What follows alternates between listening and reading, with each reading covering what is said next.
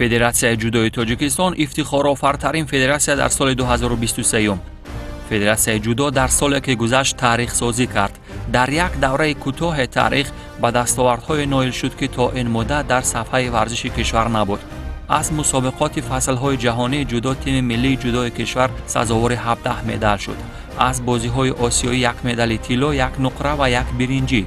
از رقابت‌های استوره‌های جودو یا همان ماسترز 2 مدال نقره، از گرند اسلم‌ها 2 مدال طلا، 2 نقره و 1 برنجی، از گرند پری یا جایزه بزرگ 3 مدال طلا، 3 نقره و 1 برنجی به دست آوردند.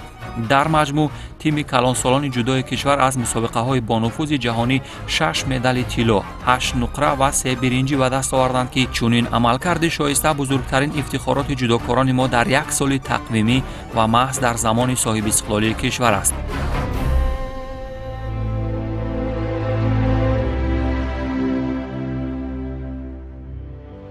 شروع طوفانی و پرثمر جودوکاران تاجیک در بانفوذترین مسابقات از مسابقه‌های سیر جهانی جودو میان کلانسالان از اینجا بود. گرند اسلم تاشکند ماه مرد. امام علی نورالی است که بر مقابل رقیب است. در روز یکم رقابت‌ها در وزن 66 کیلوگرم امام علی نورالی جای یکم و مدال طلا گرفت. امام علی نورالی بر حریفان پرزور دست بالا شده در نهایت برای طلای گرند اسلم تاشکند نماینده ازبکستان سردار نورالله و شعله‌ور را از صدر راه برداشت. غالبیت برای مردم تاجیک مبارک شود. همدیاران عزیز، این پیروزی در وقت طلایی با اصول طلایی بهر نشان طلایی از گرند اسلم این دومین نشان طلا در تاریخ جودویی مهم محسوب می شود. بلکه در قول دیگر وزیری می کند. آن این امام علی نورالی است. Tojikiston Respublikasi davlat madhiyasi yangraydi.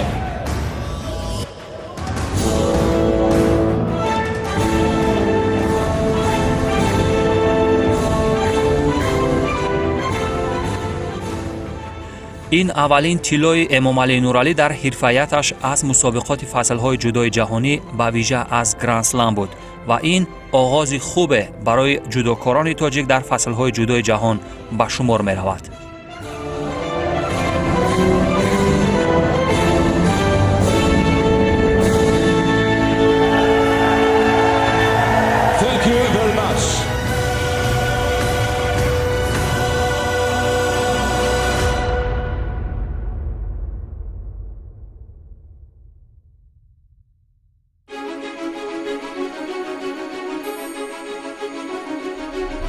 همچنین در روز دوم رقابت‌های گرند اسلم تاشکند سامان محمدبکوف در وزن 81 کیلوگرم شروع خوبی داشت. سامان با اقتدار تا مرحله نیمه‌نهایی رفت و اینجا با گرجی اصل استریا شامیل بورچاشویلی روبرو شد.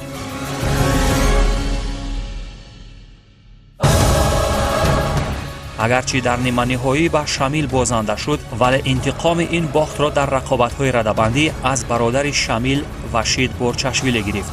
همین طور سامان با شکست دادن حریفش از استریا جای سوم را گرفت و با مدال برنجی گام استوار بر رقابت‌های بعدی سال 2023 برداشت.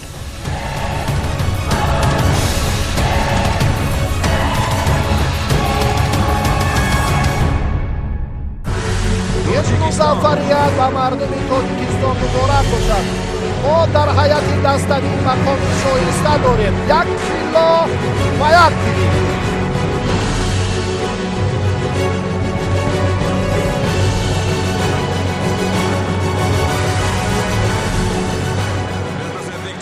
و غالبان جایزه ها را تقدیم می‌سازند. سامان محمدبکوف پهلوان نامور کشور و دریافت سینه سیومی افتخاری شرفیاب شدند.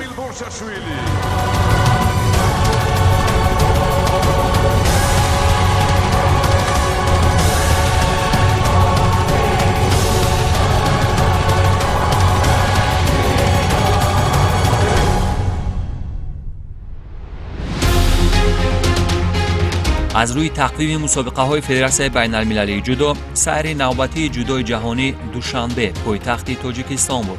душанбе ки бо иқтидори тамом барои аввалин бор ба мизбонии гран-при ҷудо омодагӣ мегирифт, ҷудокорони мо низ дар беҳтарин шакли мумкин тамрин мекарданд ва дар фикри медалҳои бештар аз гран-при душанбе буданд.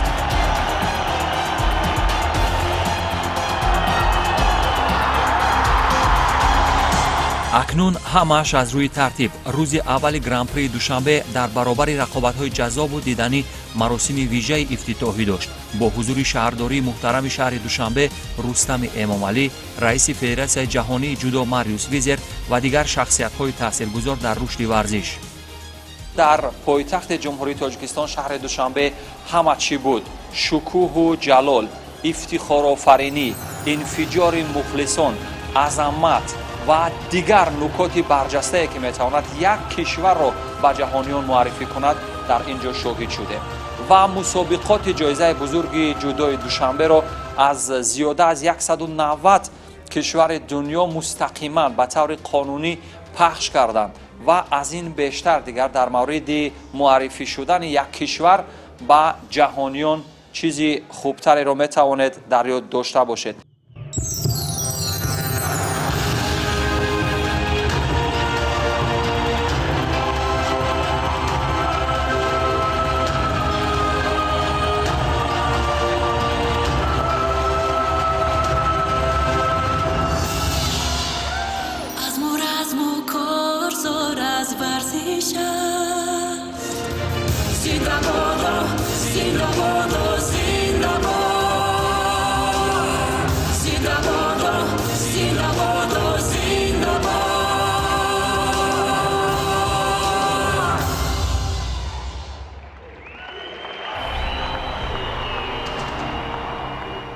мусобиқаи гран-при ки дар давлати мо гузашт, ин як мусобиқаи гран-при дар сатҳи олӣ буд ки то ҳол ҳам ҷаҳониён ёдоварӣ мекунанд.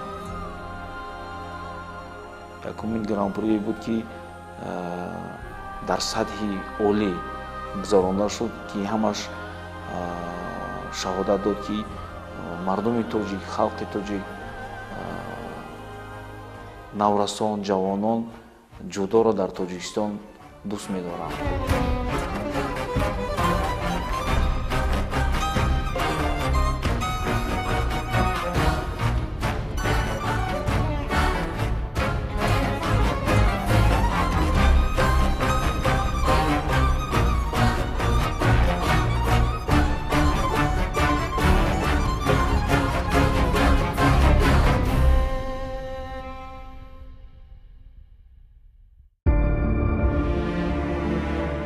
дар рӯзи якуми рақобатҳои гран-при Душанбе ҷудокорони мо 2 медал, 1 тилло ва 1 биринҷӣ ба даст оварданд ки дар ташвиқи онҳо салони маҷмӯаи варзишӣ пур аз шӯру ҳаяҷон буд.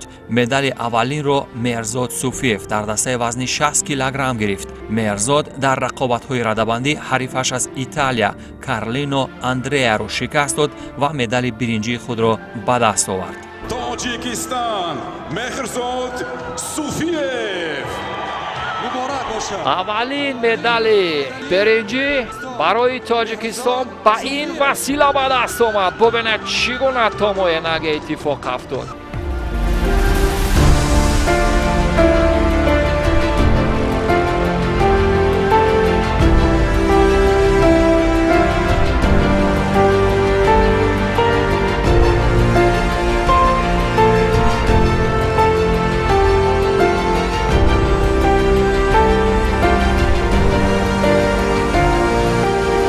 Тоҷикистон ба пеш! тиллои аввали ҷудокорони мо дар гран-при Душанбе ба номи Обид Ҷебов навишта шуд. ва акнун намояндаи Тоҷикистон Обид Ҷебов нишони тиллои худро аз дастони раиси Федератсияи ҷудои Тоҷикистон Исмоили Маҳмадзоир дарёфт мекунад. Обид дар тӯли рақобатҳо бар 5 ҳариф пирӯз шуд то ба медали тилло берасад. дар ниманиҳоӣ ҳарифаш аз Испанияро мағлуб кард ва дар рақобатҳои ниҳоӣ бар Мурод Чопанови рус пирӯз шуду медали тиллоро ба гардан овехт. ва аввалин нишони тилло аз як мусобиқоти таърихӣ барои тими миллии ҷудои Тоҷикистон ба ифтихори пирӯзӣ عابد جیبوف خواهد بود.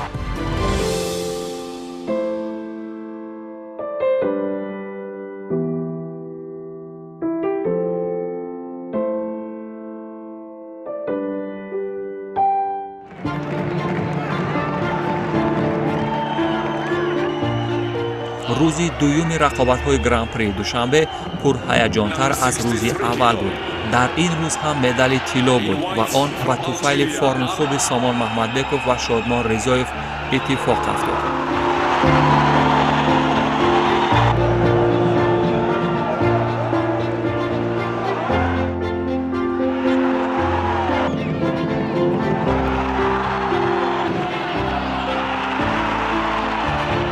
اما قبل تر از این در دسته وزن 73 کیلوگرم دو پهلوان نامور تاجیک بهروز خواجه‌زاده و محمدبک محمدبکوف که با نمایندگی از تیم ملی جودوی روسیه حاضر بود سالن را منفجر کردند.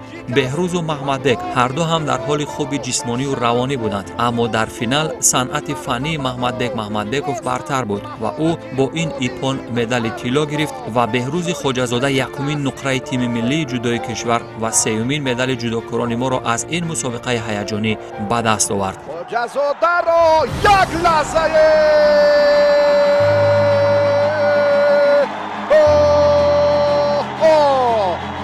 یک لحظه که اکنون به اشتباه را داد در این جریان محمدبک محمدبکوف 23 ساله چهره خیلی نمایان جودویی پاکستان بهروز خواجه‌زاده برنده مدال نقره مسابقات گرانپری گردید. محمدبک محمدبکوف تاجیکی که عین زمان در فدراسیون روسیه اقامت میکند. همه آدما مشق میکنند. بهروز فینال برو молодец. همه آدما رو امروز سخت سپرنیکو سخت زد. آخی گوشتنم خیلی است نمیگرده چمپیون. ما فخر میکنیم که دو تاجیک برو در فینال با ما هم قباسه. دو تن عضو منتخب جودوی کشور سامان محمدبکوف و شادمان رضایف. اکنون سامان و شادمان هر دو که در فینال بودند باز دو مدال با ارزش دیگر برای تیم تاجیکستان در پیش بود. رقابت منصفانه و عادلانه آنها چنین صحنه‌های پر از رفاقت را به یادگار گذاشت.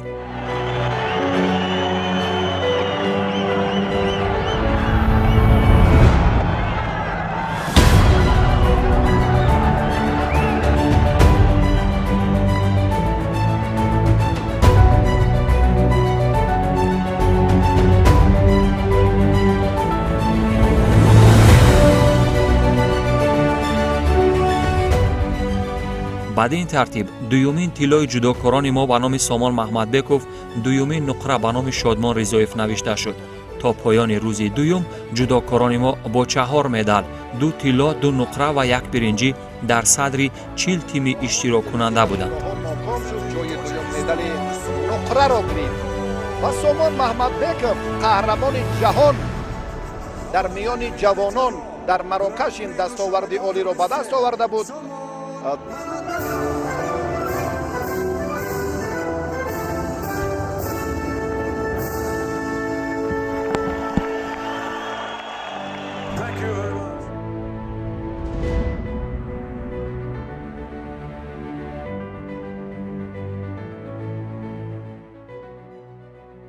Можно так сказать, и братский финал будет. Мы друг друга хорошо медленным, пока Харус вместе матч мы к ним и братский финал. Да.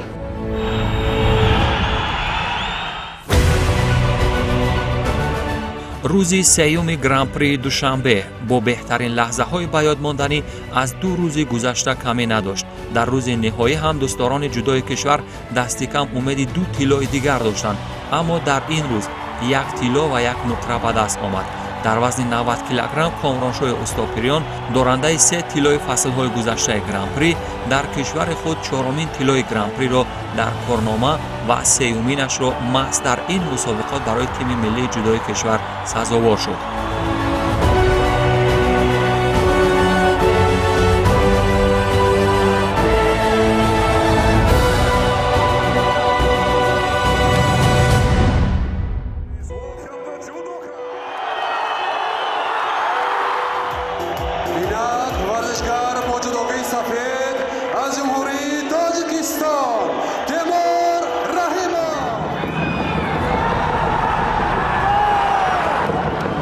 رقابت نهایی جایزه بزرگ دوشنبه یا همان گران پری میان تیمور رحیموف و تیمیرلان باشایف بود، جایی که با پیش‌داوری اکثر کارشناسان طلای سنگین وزنها شاید نصیب تیمور رحیموف میشد.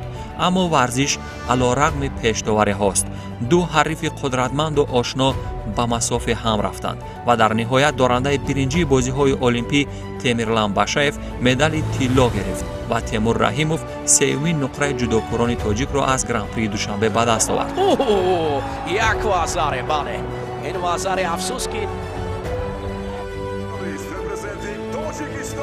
تیمور رحیموف با نشان نقره این نوبت قناعت میکند و طلایی میشود. باشایف تیمیرلان.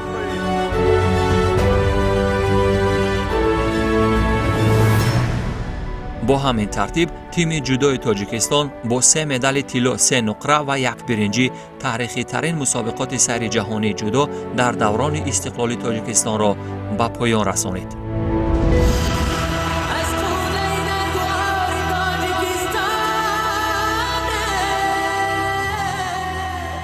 باید تذکر داد که گران پری دوشنبه با حضور چهره‌های سرشناس و انگیزه‌بخش در رشد و توسعه ورزش شکوه و جلال دیگر داشت. این رویداد مهم با هدایت پیشوای ملت پرزیدنت جمهوری تاجیکستان محترم امام علی رحمان، شهردار شهر دوشنبه محترم رستم امام علی و رئیس فدراسیون جودوی تاجیکستان اسماعیل محمد ظاهر اتفاق افتاد.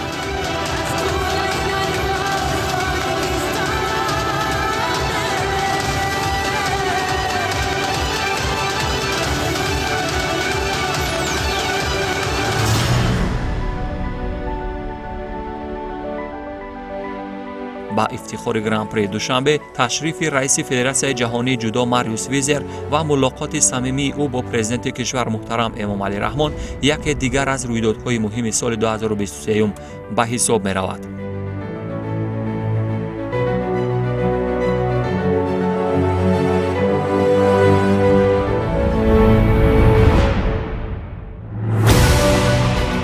برنامه‌ریزی جدید فدراسیون جودو و از روی سیستم معاصر به کار شروع کردن باعث دستاوردهای تاریخی جودوکاران تاجیک محض در سال 2023 شد. حالا در نهایت 3 مدال طلای تاریخی جودوکاران ما از گران پری دوشنبه و جذابیت لحظه‌های به یاد ماندنی این مسابقه با نفوذ با نامینه بهترین لحظه‌های جودو در سال 2023 ثبت نام شد که این هم افتخارات بزرگ برای تاجیکستان صاحب استقلال است.